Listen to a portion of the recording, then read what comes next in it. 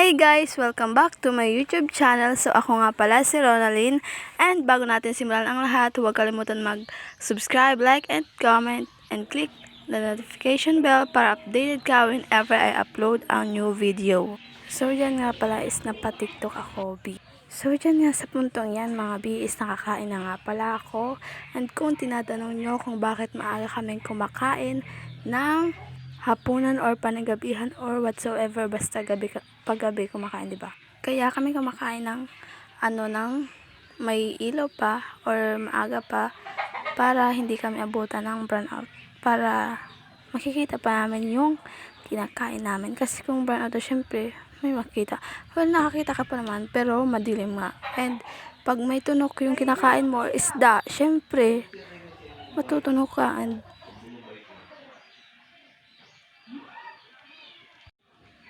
time check mga B, it's 5:53 PM and tapos na kaming kumain. Kayo ba? Anong oras kayo kumakain? So yan nga pala mga B, yung view namin sa likod ng bahay ng lola ko. Diba napakaganda? Yan talaga yung mga view dito sa probinsya. Yan yung view sa probinsya namin. Ewan ko lang sa inyo, baka mas maganda yung inyo. Kaya, this is your sign na magbakasyon na sa probinsya nyo, mga B. Pasensya na kayo sa banig na dyan kasi ewan ko kala bakit hindi pinapasok. So yan nga pala yun. Nakita nyo naman, nakapantulog na ako. Pasensya na kayo sa kortina. Ginaganyan talaga yung ng tita ko para may pumasok na hangin at hindi puros init. Diba napakainit ngayon ng panahon. Kaya ganyan talaga yan. Pasensya na. So yan, piniflex ko muna yung face ko. Wow. Ganda talaga ng salamin. Char, walang ganon. So, June 24 nga pala ngayon and San Juan. Ask ko lang, sineselebrate nyo ba yung San Juan? Kami sineselebrate naman namin pero ngayon hindi kami nakapag-celebrate. Andito lang kami sa bahay kasi walang money. And dyan nga pala is nakapang sara na yung mga bintana namin kasi nga maggagabi na. And ganyan talaga kami, B. Kahit mga 6 pa lang nakasara na yung mga bintana. Well, be, hindi naman importante yung San Juan. Ang importante, healthy tayo and sama-sama tayo ng ating family. Oh, naka-English.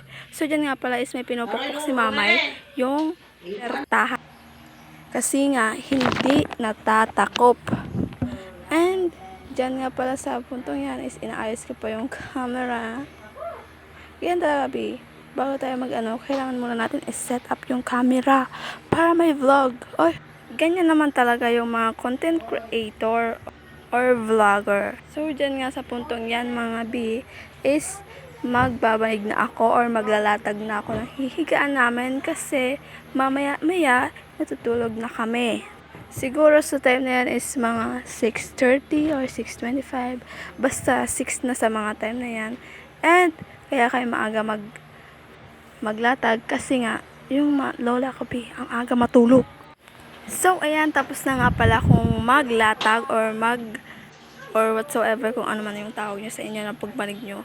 So, yan, nakahiga na po ako and ready to sleep na. So, yan na nga mga B. Pasado 8 na and halos 3 hours pa lang or 2 hours. 3 hours pa lang yung pagkakain namin and gutom na naman ako. Grabe ka. Ang bilis mong magutom. So, anong gagawin? Syempre, kakain. And ang kakainin natin is pansit. Kanton. Tanggalin nyo lang yung kanton is equal to pansit. So, yan, nakakuha na nga pala. So, ayan nga pala, kumakain ako dyan ng first batch. And nakalimutan kong lagyan ng flash. Kasi naka-backcam yan, B. Palagi naka-backcam ako. So, ipapakita ko lang yung pagkain ko, B, sa second batch. Kasi nga madilim to. Ikakat ko na. Bye. Nag-bye pero bumalik. Hodo. So yan na nga pala B, yung second batch. Nakapangalawa ako kasi nga ang sarap naman eh. Halata naman sa mukha ko B, subo pa lang yan. Kitang kita na. Kasi ganyan talaga ako B kumain sa totoong buhay. Char. Joke lang yun B, hindi ako ganyan kumain. Hindi talaga ako kumain sa totoong buhay. Tinanyan ko lang yung pagkain ko yung parang gutom ng isang linggo kasi baka sabihin ng iba, ang arte naman kumain pa konti-konti porket may camera pasika. Ayaw ko masabihan ng mga ganon kaya yan ang ginagawa ko. Dapat kasi kahit na may camera, dapat hindi tayo nag-iiba ng ating mga galaw. Sarap.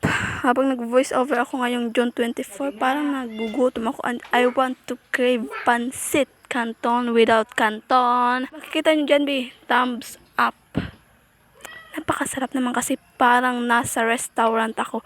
Grabe naman yun, restaurant. Hindi nyo kaya yung pansit canton namin without canton. And hindi ko naman sinasadya na gutumin kayo ng ganitong oras. So, pasensya na. Vlog lang po ito. And kung nagugutom na kayo, is magluto na kayo ng pansit canton without canton sa inyong mga bahay. And dyan nga sa punto niyan, B, parang hindi ko na kayang isupa yung pansit canton without canton kasi nga nabubulunan na ako. So, kinuha ko na ang baso, ang mahiwagang baso. Kasi naman, ang subo, sunod-sunod. Parang hindi nakakanta ng 1 linggo, 2 linggo, 1 taon. Grabe naman, B, yung 1 taon. B, patay ka na ata nun kung hindi ka kumain ng 1 taon. So, dyan na nga, kumuha na ako ng water. Water? Oh, naka-English na naman siya. So, dyan, inom na muna tayo. Baka kasi mabulunan tayo. And, tsugok na tayo. Char! Ayaw ko pang matsyugok, B. May pangarap ako sa buhay. Alam mo, B, nakikita talaga sa tao pag nasasarapan siya. Yan o. Nakaangat na yung isang paa ko, B. Hindi nyo kaya. Pinapakita ko na sa yung pansit.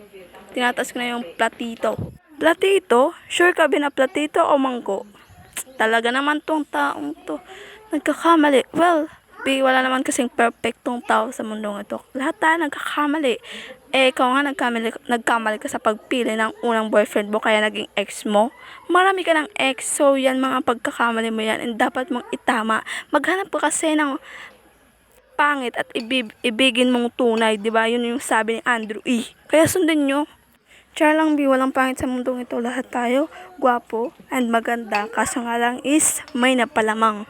And yan, nabos na nga pala. And June 24, San Juan is umuulan. Ayan na ang hagawak. Ayan na nga, umuulan na po sa aming probinsya. Dinig nyo naman, B. Maingay na. So yan, iinom muna tayo, ilaligpitin yung mga ating kinainan, huhugasan and whatsoever. And maganda pa rin kahit punong-puno ng water ang bibig. And I thank you. And kaya nga pala nilalaskasan ko ang aking boses kasi nga umuulan na po dito sa probinsya namin. And that's all for today's video guys. Sana nag-enjoy kayo and see you on my next vlog. Bye!